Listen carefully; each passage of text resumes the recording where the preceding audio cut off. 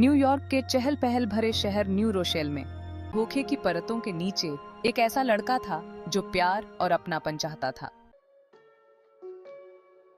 Frank की पहली ठगी बहुत छोटी थी। भागते भागते जिंदगी एक तूफान बन गई थी। प्यार, धोखा और बाल बाल बचना। ब्रेंडा के जिद करने पर कि वो दुनिया उजड़ने लगी, उसने एक प्लान बनाया। ब्रेंडा को एक अनजान औरत से मिलवाया जिसे उसने अपनी मां का रोल करने के लिए मना लिया था। ये नाटक बहुत चालाकी और मजबूरी का सबूत उसे हिलाकर रख गई। दबाव वो समय रहते वहां से निकल गया, जिसका खामियाजा उसे भुगतना ही था। मॉन्ट्रिचर्ड में फंसना, खेल खत्म। फ्रैंक सलाखों के पीछे और एक बदली हुई जिंदगी से सलाहकार बनने तक एक अनोखी साझेदारी, एक सुधरे हुए ठग की विरासत, पीछा करने से परे एक जिंदगी। साल 1969 की है। फ्रांस के एक छोटे से शहर मॉन्ट्रिचर्ड की कल्पना करो। हवा में एक अजीब सी बेचैनी है। एक जवान लड़का, मुश्किल से 20 साल का, घिरा हुआ है। उसकी नजरें इधर उधर भाग रही हैं, बचने का कोई रास्ता ढूंढ रही हैं, लेकिन कोई रास्ता नहीं है। बस यहीं खत्म हुआ, खेल खत्म। ये है फ्रैंक अबैगनेल जूनियर, दुनिया का सबसे बड़ा ठग। और उसका पीछा करने वाला कौन है? FBI का जांबाज अफसर कार्ल हनराटी। बरसों से ये दोनों एक दूसरे के पीछे घूम रहे हैं। बिल्ली और चूहे का एक खतरनाक खेल।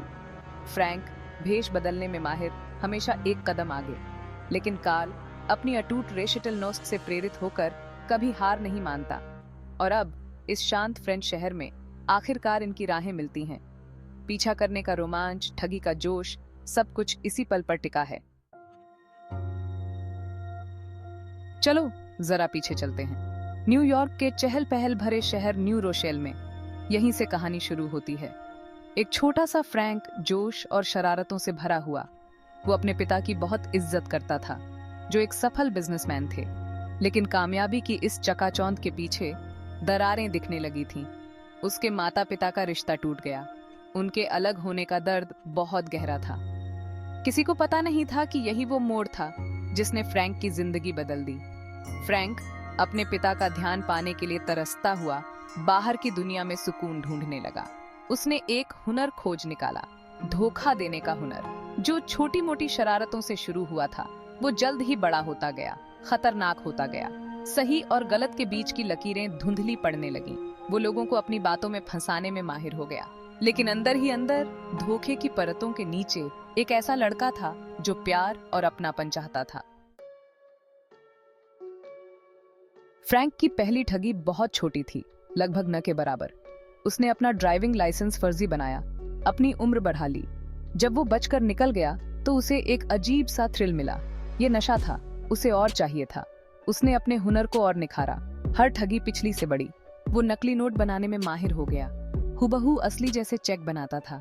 बैंक उसके खेल का मैदान थे, उनका भरोसा तोड़ना उसका काम था। वो यही नहीं रुका। फ्रैंक को रोमांच पसंद था, कोई और बनने का रोमांच। उसने खुद को पायलट बताया, वर्दी पहनकर ऐसे अधिकार के साथ जो असल में उसका था ही नहीं। वो डॉक्टर बना, वकील बना, टीचर बना। वो बड़ी आसानी से इन किरदारों में ढल जाता था, लोगों को अपनी बातों में फंसाता था और फिर बिना कोई निशान छोड़े गायब हो जाता था। हर कामयाब ठगी के साथ खतरा भी बढ़ता गया। भागते भागते जिंदगी एक तूफान बन गई थी। फ्रैंक हमेशा पीछे मुड़कर देखता रहता था। पकड़े जाने का डर उसका साया बन गया था। उसने पूरी दुनिया घूमी, ऐशो आराम और धोखे की जिंदगी जी। फिर भी अकेलापन उसे अंदर ही अंदर खाए जा रहा था। वो किसी ऐसे इंसान की तलाश में था जो उसके बनावटीपन को समझ सके, उससे जुड़ सके। और फिर उसकी मुलाकात ब्रेंडा से हुई। एक जवान नर्स, मासूम और दयालु। उसने अपने आप को उसके सामने खोल दिया, खुद को प्यार में पड़ने दिया। लेकिन ठगी का रोमांच, कानून से बचकर निकलने का जोश इतना तेज था कि वो खुद को रोक नहीं पाया। वो अपनी हरकतों से बाज नहीं आया। ब्रेंडा को भी अपने झूठ के जाल में फंसा लिया। उसने उसे दुनिया देने का वादा किया था, लेकिन क्या वो निभा पाएगा? अब समय कम बचा था। FBI लगातार पीछा कर रहे कार्ल हेनरेटी के नेतृत्व में उसके बहुत करीब पहुंच चुकी थी। अगर तुम्हारे वीकडेज बोरिंग लगते हैं तो यार तुम बहुत कुछ मिस कर रहे हो।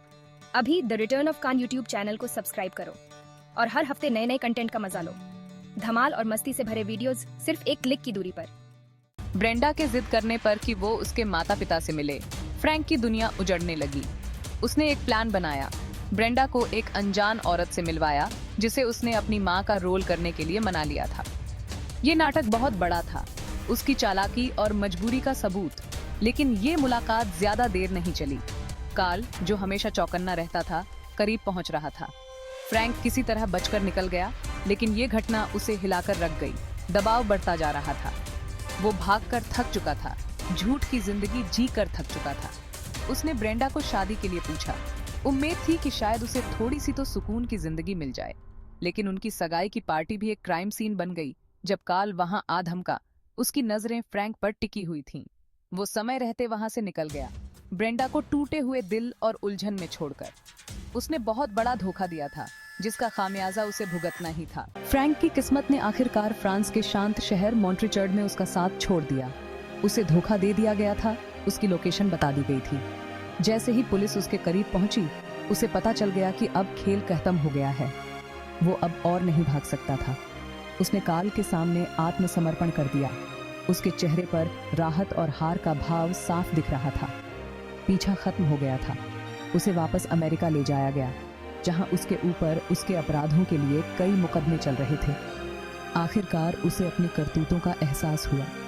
उसने लोगों को चोट पहुंचाई थी, भरोसा तोड़ा था और बहुत लंबे समय तक झूठ की जिंदगी जी थी।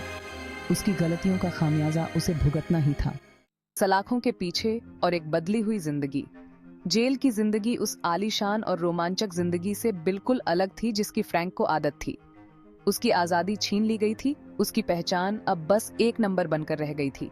उसके पास अपने अतीत, अपने द्वारा लिए गए फैसलों और जिन लोगों को उसने चोट पहुंचाई थी, उनके बारे में सोचने के लिए बहुत समय था। ये एक सीख देने वाला अनुभव था, जिसने उसे अपनी करतूतों के नतीजों का सामना करने पर मजबूर कर दिया। एक दिन कार्ल हेनरेटी, जिसने उसका लगातार पीछा किया था, ने उसे एक नई राह दिखाई। उसने फ्रैंक में एक चिंगारी देखी, एक ऐसा अनोखा हुनर जिसे अच्छे कामों के लिए इस्तेमाल किया जा सकता था। फ्रैंक अपनी गलतियों को सुधारने के लिए बेताब था। वो FBI की मदद करने के लिए तैयार हो गया। वो उसी एजेंसी के साथ काम करने लगा जिसे उसने कभी चकमा दिया था। अपने ज्ञान का इस्तेमाल करके दूसरे ठगों को पकड़वाने लगा। फ्रैंक की विशेषज्ञता FBI के लिए बहुत जरूरी साबित हुई। उसने अपराधियों के दिमाग, नकली नोट बनाने के तरीकों और धोखे की कला के बारे में अपनी जानकारी साझा की। उसने बैंकों और व्यवसायों के लिए सुरक्षा उपाय विकसित करने में मदद की। इस बात के लिए अथक प्रयास किया कि दूसरे लोग भी उसके जैसे घोटालों का शिकार न बने। कार्ल के साथ उसकी साझेदारी एक अनोखी दोस्ती में बदल गई। उन्होंने दुश्मनों के रूप में शुरुआत की थी, एक दूसरे को मात देने की होड़ में लगे हुए थे। अब वे अपराध से लड़ने के अपने मिशन में एकजुट थे। कार्ल ने फ्रैंक के अंदर सच्चा पछतावा देखा, अपने अतीत के लिए प्रायश्चित करने की इच्छा देखी। फ्रैंक को कार्ल में एक गुरु मिला, एक ऐसा व्यक्ति जो उसके बदलने की क्षमता में विश्वास करता था। फ्रैंक अबैगनेल जूनियर की कहानी प्रायश्चित की शक्ति का प्रमाण है। वो FBI के मोस्ट वांटेड अपराधियों में से एक होने से एक सम्मानित सुरक्षा सलाहकार बन गया।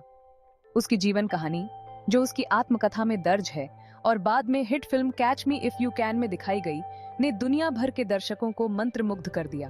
उसने धोखाधड़ी की रोकथाम के बारे में लोगों को शिक्षित करने के लिए अपना जीवन समर्पित कर दिया। दुनिया भर के सम्मेलनों और संगोष्ठियों में अपनी कहानी साझा की।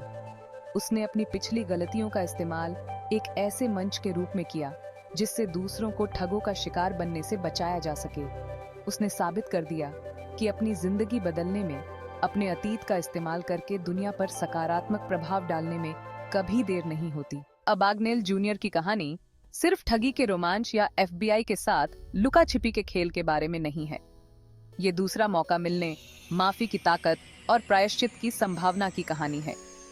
ये एक याद दिलाता है कि जो लोग सही रास्ते से भटक गए हैं, वे भी वापस आ सकते हैं। अपने अनुभवों का इस्तेमाल करके दुनिया पर सकारात्मक प्रभाव डाल सकते हैं। उसका जीवन इस बात का प्रमाण है कि हमारा अतीत हमें परिभाषित नहीं करता है। हम सभी में बदलाव, विकास और प्रायश्चित करने की क्षमता है। फ्रैंक अबैगनेल जूनियर का ठग से सलाहकार बनने का सफर हम सभी के लिए प्रेरणा का काम करता है।